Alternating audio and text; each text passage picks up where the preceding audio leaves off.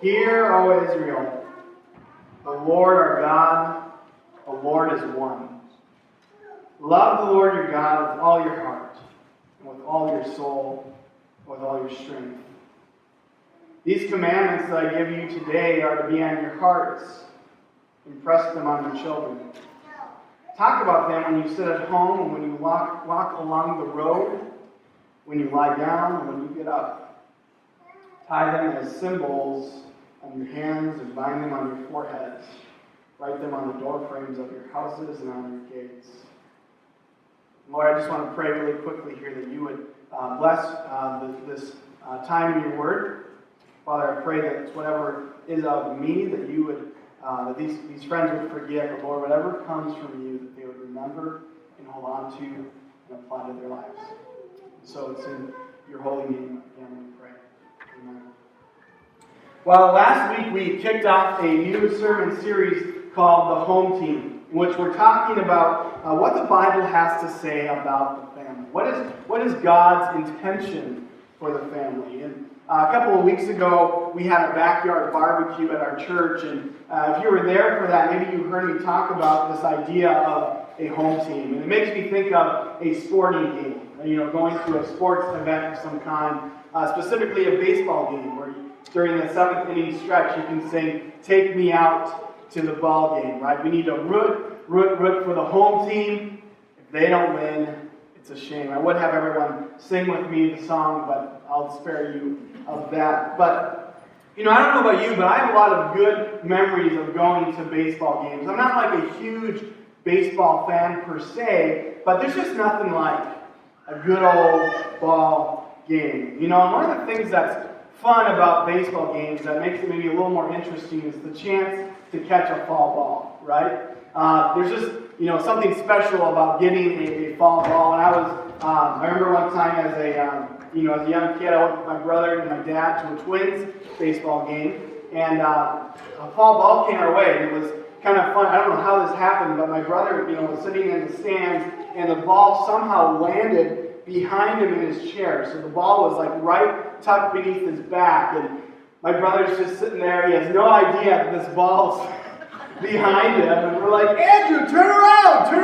And of course, there's this old guy sitting next to him that's trying to reach in there and grab the ball, but thankfully my brother was able to reach behind him and grab the ball and get the foul ball. But that was a good memory. So there's just something fun about that. But I think sometimes it's funny to see opportunities that people have to get a foul ball, but they miss it in a big way. So, for instance, look at this video of this Dodgers fan here. He's a Dodgers fan, bless his heart. He misses his chance to get the foul ball, and if you notice his daughter, he lifts his daughter up and she gives him a little nudge for missing his opportunity. But what you'll notice here, though, is that she's not nudging him because he misses the ball, because he drops the ball. Watch this one more time. They're up here in the right corner. There's Dad holding daughter. The ball's coming. Dad dropping daughter. And he misses the ball. Now you see why she punches him. He not only missed the ball, but she dropped her in the process. I made plenty of parenting mistakes, even in the short time I've been a parent, but I'm glad they're not on a replay in Sports Center. Right? I'm glad they're not publicized like that. As funny as this video is, I think it serves as a metaphor for something a little bit deeper. Sometimes, church, I think we can get so focused on something, whether it's our careers, whether it's just the busyness of the patterns of life, whether it's getting through each day, and even just our own personal preferences, that I think all too often we are literally dropping the next generation. We're literally forgetting about them. We're so focused with what's in front of us, with what's coming our way, that we drop what's most precious and important to us. Last week we talked about how this next generation, kind of the kids in high school and even entering college, called Generation Z, they're really the first post-Christian generation in our culture. And the biggest reason for this is that there's just kind of been this gradual decline and shift away from Christianity by previous generations. And one of the points we brought up was just the fact that it only takes one generation of parents forfeiting biblical values, forfeiting knowledge of Jesus, forfeiting the gospel, for the next generation, their kids, to grow up completely foreign to biblical values, foreign to Jesus and the Bible.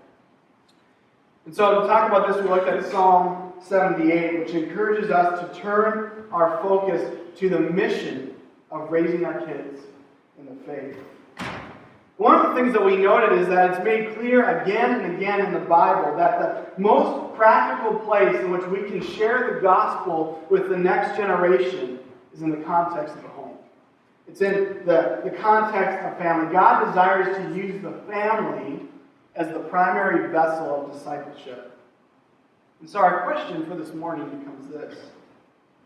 How do we as parents, grandparents, uncles, aunts, and even those of us who don't have kids at home right now, how do we intentionally place our focus on this great task that God has put in our hands? How do we raise the next generation in the ways of God? How do we, in the midst of the busyness of life, how do we keep our eyes focused on what's truly most important and not drop it? Well, let me also, as we talk about this, let me just take a minute and acknowledge maybe the elephant in the room. And that is that, I'm up here talking about this, I'm up here teaching about it, but I'm probably the least experienced parent here. I certainly don't have any grandparenting experience as well. And so I just want you to know that my aim here is not so much to share about my personal experiences or about, my advice about what I think you should do, but rather my goal is to look at what the Bible says about family discipleship, and also do so with the help of some resources and people who are more experienced than myself. And so I kind of have this stack of books up here on the stage, and these are some of the resources that I've been looking into to kind of help me process a lot of this. So a lot of my ideas or what I'm going to be talking about, they aren't coming from me, they're kind of coming from these sources. And so if you're interested and want to look at these after the service, by all means, please do, and I'd love to find a way to get one of these books in your hands if you're interested. And so, as I'm talking about these things, I'm absolutely being challenged and stretched in this as well. Anyway, I just want to put that out there. So with all this in mind, let's turn our attention to the scripture for this morning, which is Deuteronomy chapter 6. And let me just start by kind of setting the stage for you. I don't know how familiar you are with the Bible, but in the Old Testament we learn about this guy named Moses. And he's the leader of the nation of Israel, kind of God's chosen people. And during Moses' leadership, the nation of Israel is led out of captivity. They were enslaved in the land of Egypt. And Moses, through miraculous intervention by God, helps lead them out of Egypt. And during the 40 years, for a period of 40 years, they wander in the wilderness as they head towards the land that God has promised the nation of Israel. And so they finally come to this point where 40 years have passed, a generation has passed away, and so there's a new generation of Israelites, and they're prepared to enter into this promised land. But Moses, this great leader, is not going to go with them. He knows that his leg of the journey has ended. And so, in Deuteronomy, what we see here is Moses he's giving a farewell speech to the Israelites. A message that emphasizes to them what he believes to be most important. But the thing about what Moses is saying here is that he's not saying anything new. Really, he's just repeating the law that the Israelites knew, the law that was given to them by God. In fact, that's why this book is called Deuteronomy. Deuteronomy means second law. It's a repetition of the law. But in chapter 6, Moses says something that's completely different, completely new. It would have caught in the ears of his listeners because it's a new thing. And so let's listen to it again. Listen again to what he says. We're in Deuteronomy chapter 6, verses 4 through 7. Hear, O Israel, the Lord our God, the Lord is one. You shall love the Lord your God with all your heart, with all your soul, with all your might. These words that I command you today shall be in your heart. You shall teach them diligently to your children. I'm going to stop right there for a moment. So in these verses, this collection of verses is what the Jewish people refer to as the Shema. And Shema is the Hebrew word for hear. Right? And it's based off of that first verse. Hear, O Israel. In other words, listen up. What I'm about to say to you is very important. You do not want to miss this. In fact, you can't miss this. It's too important. In fact, what he's going to tell them is so important that he says that these words that I command you today, they're going to be on your heart. You are to teach them diligently to your kids. This is so important that it needs to be something that, first of all, you apply to your life personally. Right? This is something that needs to be tucked away in your heart, but it's not only something for you. It needs to be something that you pass on to your kids as well. As Moses says earlier in chapter 4, verse 9, make them known to your children and your children's children. Which this, by the way, I think makes it clear that what we're going to talk about today isn't just applicable to parents with young kids at home. Grandparents, this includes you too. This includes you. You are responsible as well for this. So we're to tell our kids, but what does he want us to tell them? What do we want our kids to know? Well, I think from this text we see three things.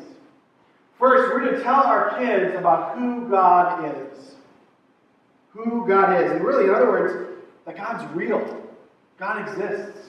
There's a creator of everyone and everything. As he says, the Lord our God, the Lord is one. You know, contrary to the common belief of that time that there were multiple gods, it was a very polytheistic culture. Moses is saying, no, there's one God. And we need to teach that to our kids. There's a one and only God. He's all-powerful, all-present, all-knowing. And for us Christians today, if we believe in Jesus, we have the advantage of knowing who Jesus is, that he's the promised Savior of the world. And we're to share that with our kids, that Jesus was fully God and fully human, that he taught us how to live. We can read the stories in the New Testament about Jesus and all that he did for us. And that kind of leads us to the second point.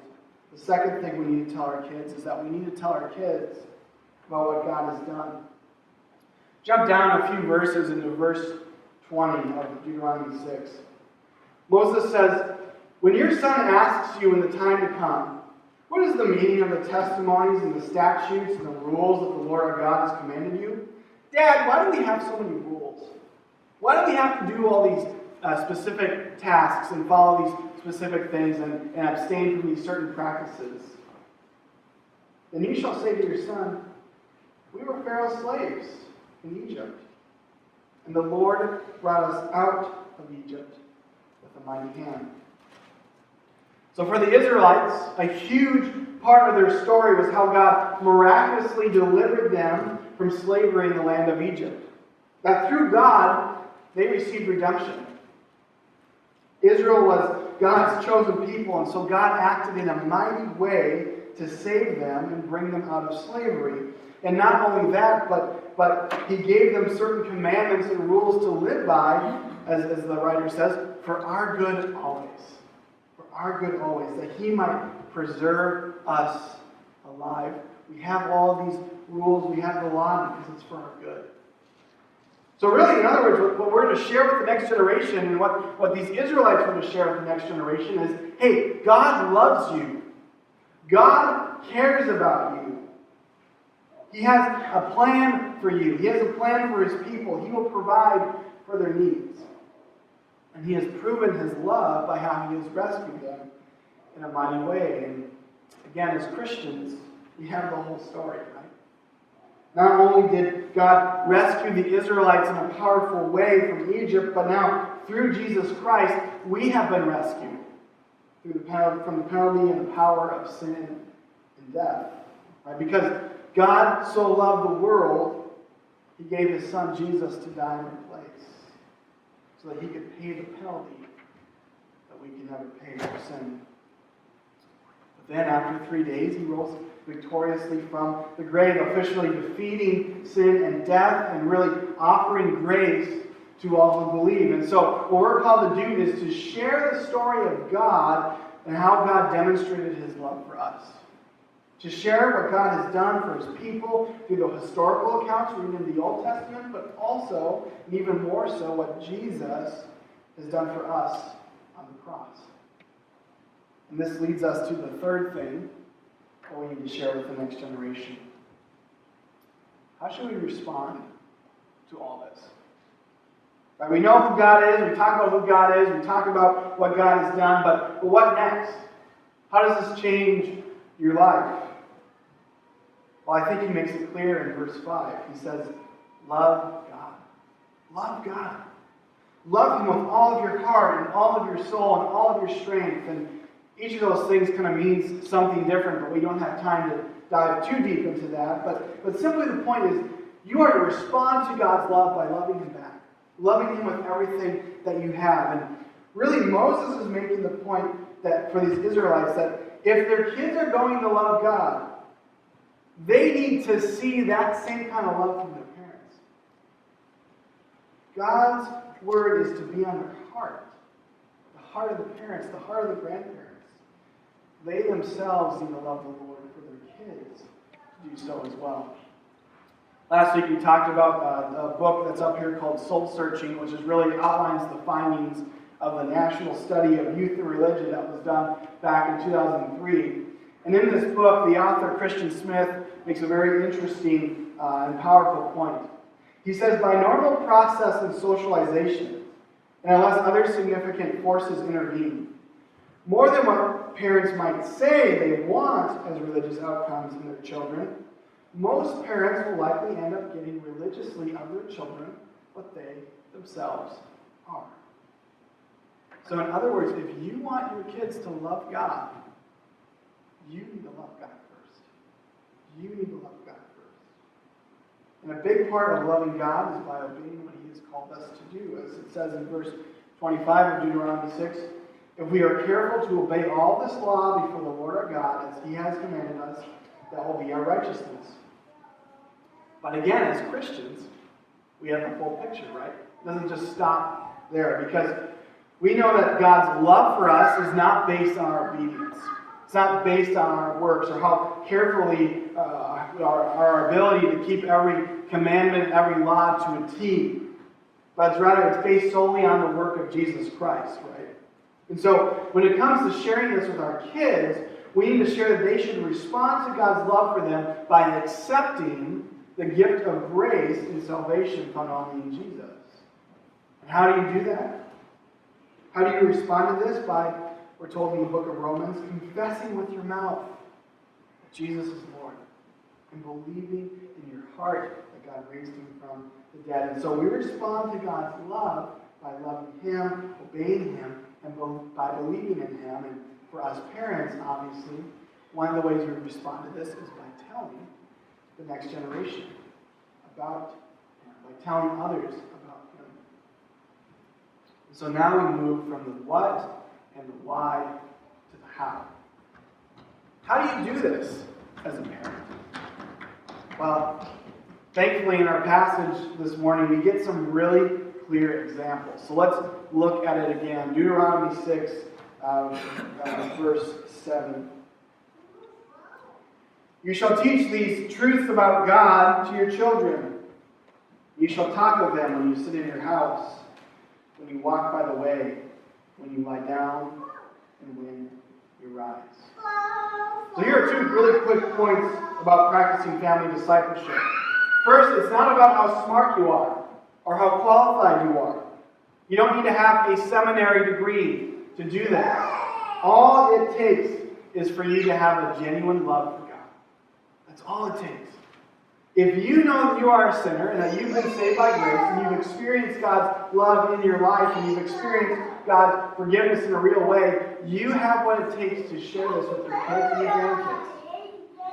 And secondly, we see here that family discipleship isn't meant to be a separate occasion. It's not something you separate from your daily life. Teaching your kids about God doesn't have to be something you just do during family devotional time. Family discipleship is meant to be integrated within the ordinary rhythms of your daily life. The goal is to create a rhythm of discipleship in your family. And so from these verses, we see 4 practical times on your average day in which the rhythm of family discipleship can happen.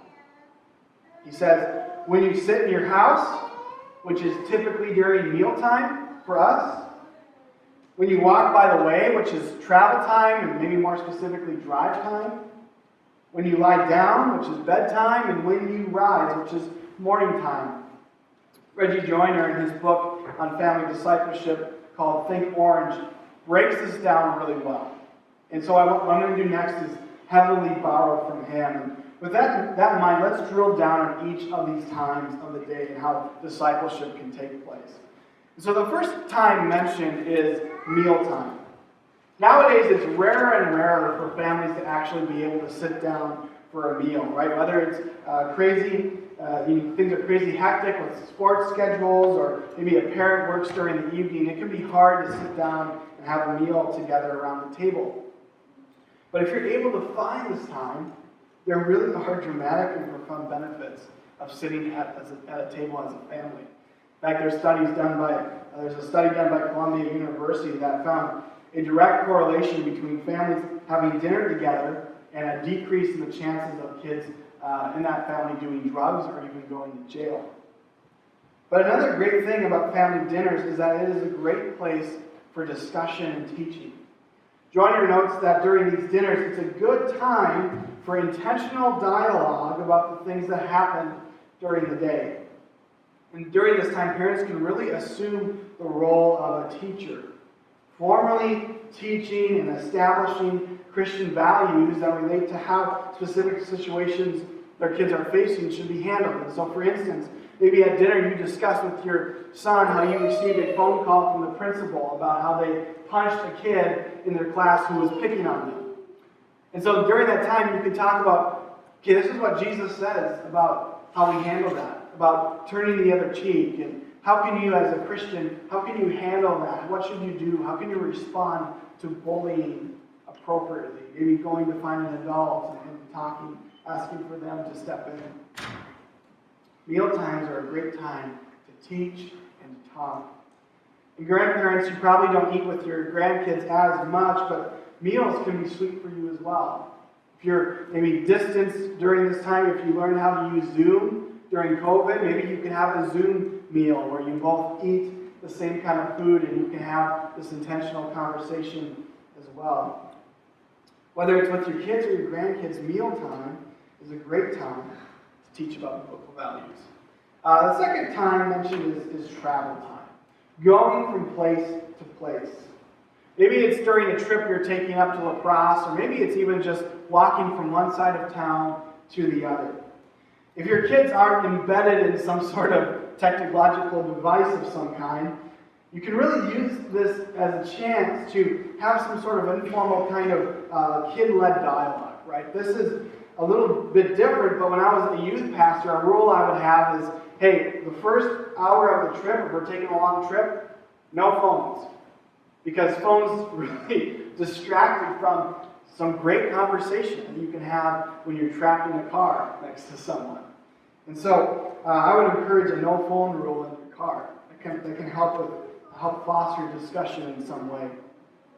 But really the purpose for this time, as Joyner talks about, is for the parent to kind of come alongside their kid more as like a friend or a companion to help them process life together with them rather than just lecturing them.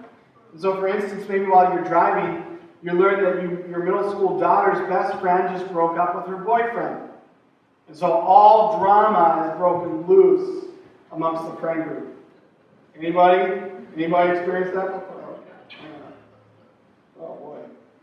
But to kind of process that with her. What does she think would help the situation? How should she get involved? Or maybe you could share a similar experience you had in middle school. Engage her with more questions.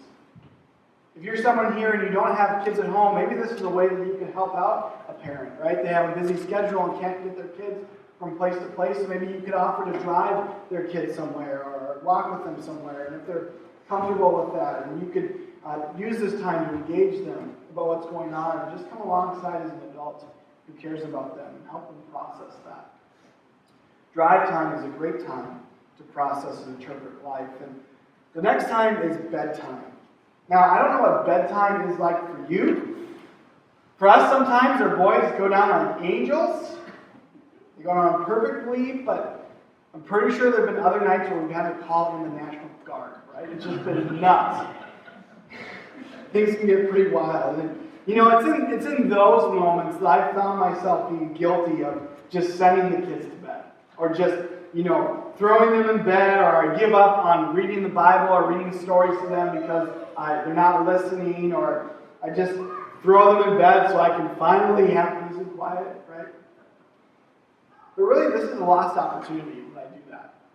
Because as Joyner talks about, there's something about the private domain of a child's room that gives the parent a chance to have an intimate conversation, become a kind of counselor who listens to the heart of the child.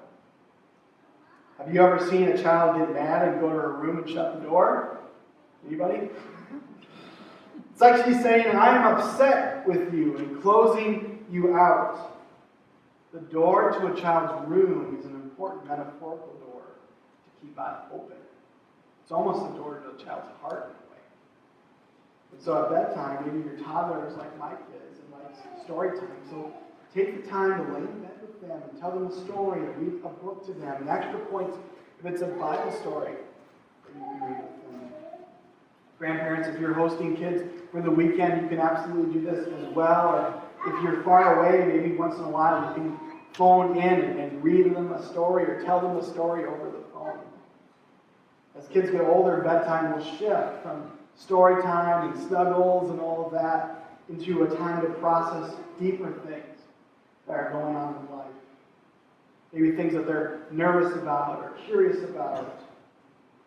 So really, the encouragement here is to use bedtime as an opportunity to have deeper conversations in the place that your kid is most comfortable. Finally, there's the morning time. The thing about morning is that it's a fresh start. Even if the night before was utter chaos, the morning can be a time to turn the page. And whether you have time to actually physically sit down and have breakfast, or your morning is a rush out the door, mornings are a time for the parent to be an encourager. Encourage your kids to remember the purpose for the day. Like a coach prepping a player for a big game, send your kid off into the day prepared for what's ahead of them, encouraged for what's ahead of them. As Reggie Joyner puts it, you should ask yourself as a parent, what can I say or do to give them fuel for dealing with whatever they have to face today? So if your high schooler has a big chemistry test that day, give them a little bit of encouragement that they can do it, that you believe in them, that you're proud of them. This is what it looks like to parent with the gospel in focus, to be intentional with the daily rhythms of your life. But like we talked about last week, parenting is still hard. Families are messy. We haven't even touched on how to handle discipline, right? Because sometimes bedtime becomes discipline time. Or we haven't even talked about phones and technology. How do you handle that? And so maybe for you, this morning you feel inadequate. Like you can't do this. Or maybe for some of you, you feel like you failed. Parenting, for some of you, I know, is very much in the rear view mirror. So you're looking back at it. So maybe you feel guilty about how things turned out, about how your kids turned out even. Let me offer two final thoughts and then we'll close. First, if you feel inadequate, you're right. You're absolutely right. The author and pastor Paul David Tripp in his book Parenting puts this really well. He says, like everything else God calls people to do, God doesn't call people to be parents because they are able. So quit beating yourself up because you feel inadequate. You feel that way because it's true. Why would a God of perfect wisdom ask inadequate people to do such an important job? God calls unable people to do important things so that He will get the glory and not them. He isn't working so that your life as a parent would be easy, predictable, and free from struggle. He calls you to do the impossible so that in your search for help, you would find more than help. You would find Him. You aren't made to do this on your own. In fact, if there's anything that the law mentioned in Deuteronomy shows us, is that we can't do it on our own. That's the point of the law. We can't perfectly follow everything. We need a Savior. We need Jesus to help us do what we can't do, to stand in our place. So the struggle of parenting should lead us to encounter the grace of God. Lastly, if you're a Christian here and you feel guilty about your family, about how things turned out, I want to remind you that your identity isn't in your family. Your identity is in Christ. It's in Jesus. If anyone is in Christ, he's a new creation.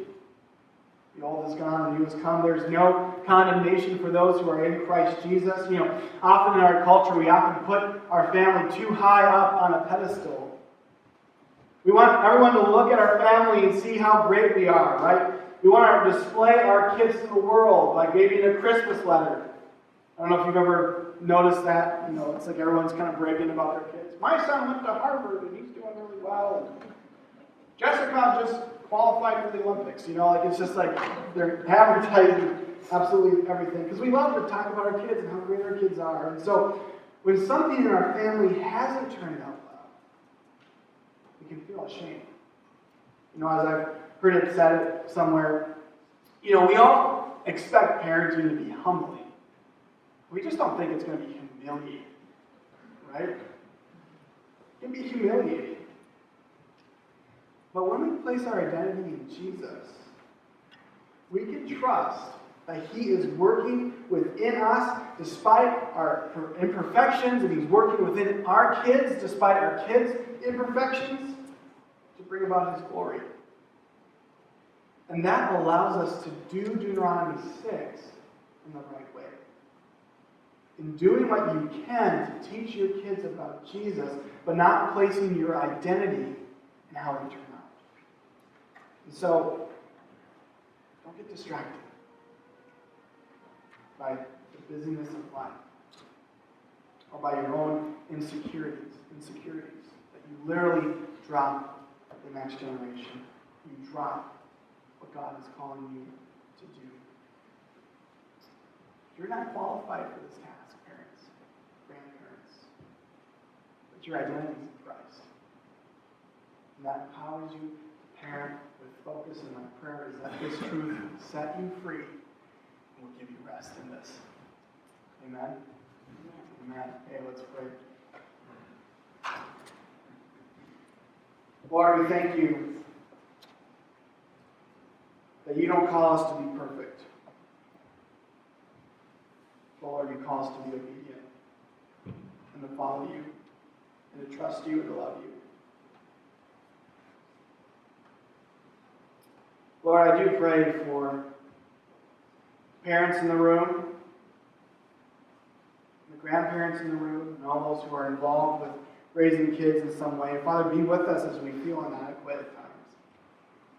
Give us encouragement. But Lord, help us to know that it's not about us. It's not about raising kids that we can show off and write elaborate Christmas cards about. But Lord, it's about you getting the glory. You working within us to shape and grow us, and you working within our kids to shape and grow them. Father, I do pray for anyone who feels guilt, feels shame, or is embarrassed, or maybe has struggled with placing their identity in family. Lord, it's so easy to do. Lord, help us to not find our identity in the family. Lord, help us to find our identity and trust in you, Jesus. And so, Lord, we ask that you would be with us as we process this. And Lord, I do pray that this sparks conversation. This is an opportunity for us to talk about this more, for the younger folks to hear from the older folks and to get wisdom. Lord, help us to seek you above all else. Lord, we love you and we praise you. In your name.